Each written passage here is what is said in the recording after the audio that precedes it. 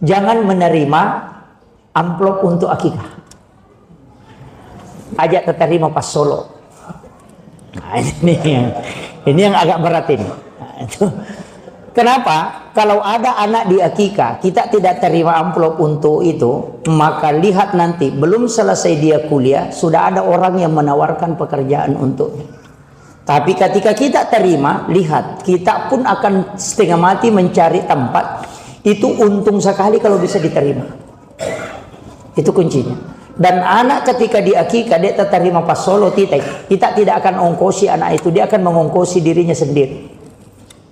Itu hebatnya agama sebenarnya, Pak, hikmahnya.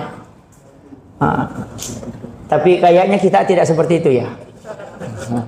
Makanya saya sering mengatakan begini, sebenarnya agama itu perlu kita teknisi dengan kebiasaan, tanpa merubah kebiasaan. Ajaran agama juga tetap jalan. Bagaimana caranya?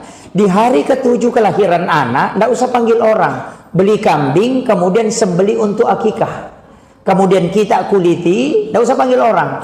Kita kuliti, kemudian ambil dagingnya, tulangnya, kemudian kita bungkus dengan kulitnya, kemudian kita tanam, kemudian kita masak dagingnya, kemudian kasih bumbu yang manis, jangan kasih pedis, kemudian masak sempurna, kemudian antarkan ke orang-orang yang bisa kita kasih.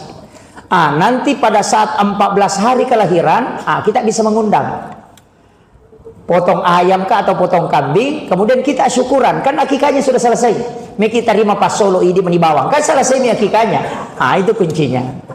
Artinya kita masih bisa menjalankan agama, karena juga tantangannya berat itu, Pak.